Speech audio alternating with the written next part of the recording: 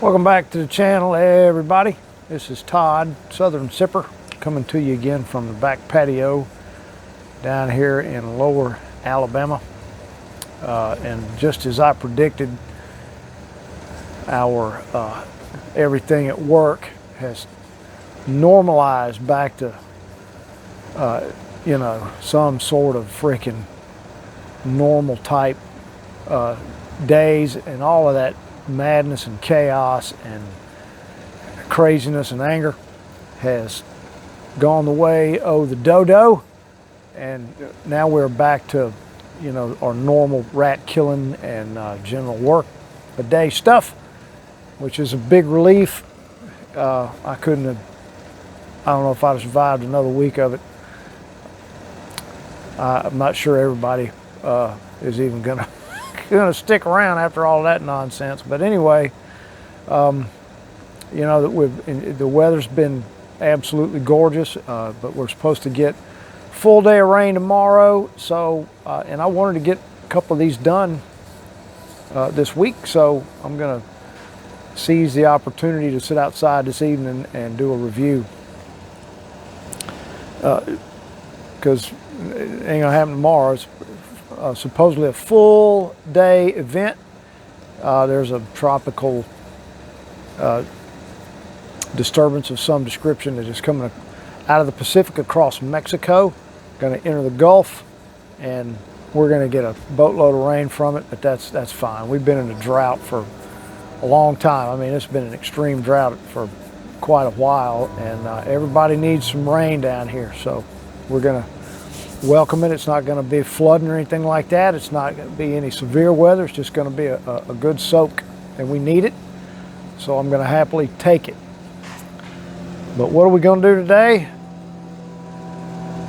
We're going to review the Kentucky Bourbon Barrel Aged Imperial Milk Stout.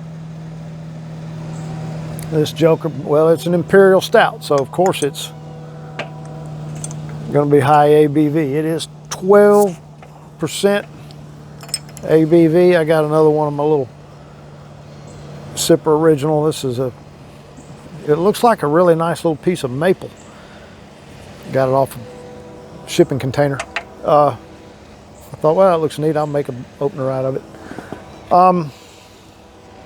It is 12% ABV. These Kentucky bourbon barrels they're brewed by Lexington Brewing and Distilling. So obviously they're in Lexington, Kentucky. I went to their website. This wasn't even listed. It may be buried in there somewhere, but I couldn't find it. I found some info on some other sites. Apparently this is a fairly new offering from about February of this year. Oh yeah. Now, Lexington Distilling and Brewing and Distilling Company, they make their own bourbon. So I'm going to assume it's called Town Branch. I'm assuming they're using Town Branch barrels. I mean, I think that's probably a fairly safe assumption to make. But I couldn't find anything on IBUs or, it just a couple of little hints, and it's going to pick up vanilla and caramel from the barrel, and it's a lot of dark malts, and so you're going to get some coffee and chocolate notes. We soon find out. Now I'd be lying if I didn't tell you, or if I told you anything other than I'm pretty excited about this one, because I love Imperial Stouts. I generally like a barrel-aged stout as well. So this should be a treat. I'm hoping it is anyway.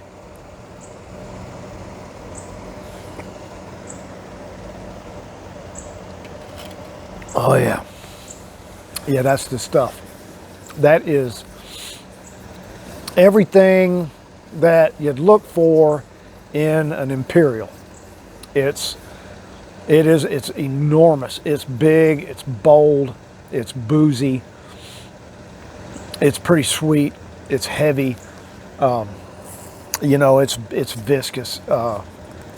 You can definitely pick up tons of caramel and some vanilla, a little chocolate. I'm not really getting much in the line, you know, in the line of coffee notes out of it. But it's a ton of caramel and vanilla in this thing.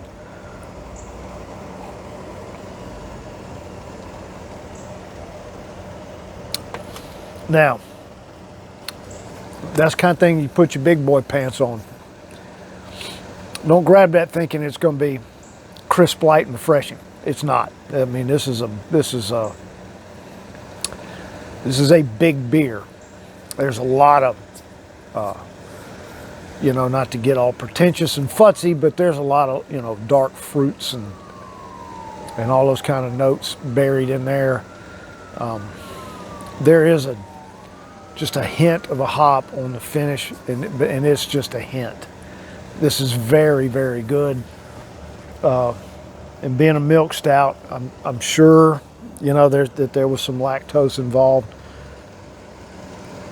in this thing. Oh, here comes Miss Sipper and the Pooch. Now the Pooch has got a big day Saturday. There's an event down at Oyster City Brewing. Now you hear the train come. It's always something when I come out here. What's it called? Wolfstock? Wolfstock. Yeah, Wolfstock. It's a big fundraiser for local pet rescues and stuff. So we're going to take Jan Rescue Pooch down and hang out at Oyster City, have some adult malted beverages, and enjoy Wolfstock as long as this thing will behave, because she's been known not to on occasion, haven't you? Yeah. So might see if I can sneak in a short or something while we're there. I don't know. So Mama even put her face on camera. Not today, you know. I didn't even hardly brushed her hair today. Well, once you I cut. brushed Well, it. you mowed grass today, so. Yeah.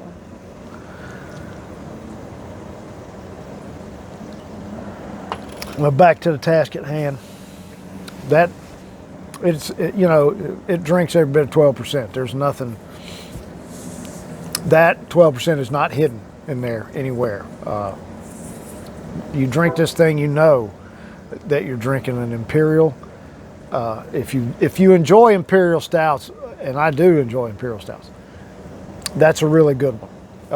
So I absolutely recommend it to anybody that likes them. Now, what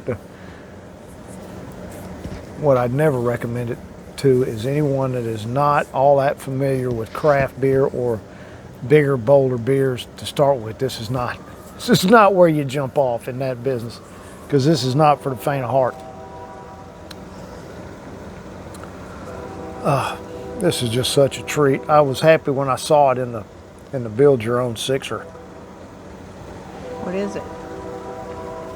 Oh, Kentucky Bourbon Ale? Yes, I know you like it is a those. bourbon barrel imperial. Oh, it's a milk stout. An imperial milk stout. So, All right, you ready to go back in? I mean, I'd rank this one up there with some of my favorites. You need your potty?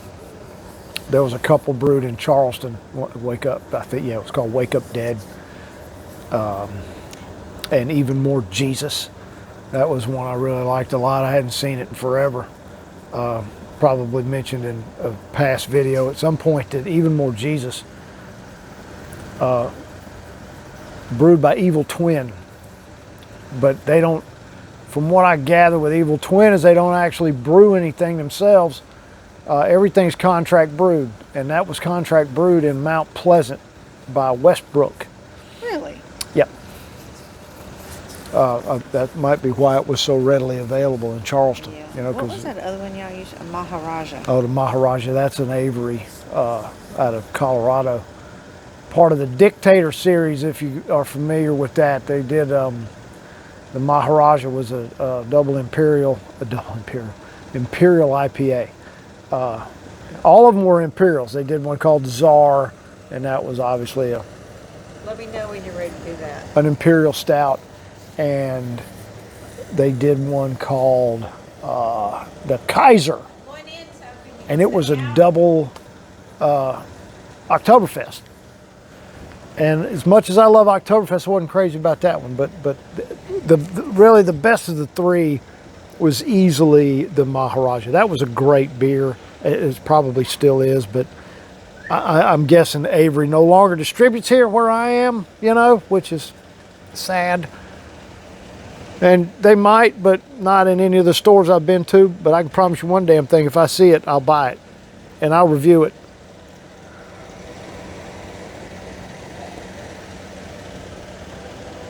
Oh, yeah, that's just great. So what I'm going to do now is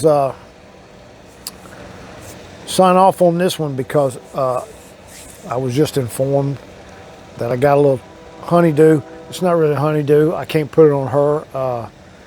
I brought home a big thing of mustard greens that I want to pot up a bunch of them. They're red giant mustards. They're just delicious. I just pluck them and eat them green. I don't even have to cook them. They'll they will blow your nose right out. It's just fantastic. Love it. But they are good in the pot too. So plant them now, and I'll have them all winter. One day maybe I'll throw a picture of them up during a review. But I need to get that done. So I'm going to sign off on this one, call it a day. So as always, please like and subscribe, and leave a comment, and enjoy your adult malted beverages responsibly.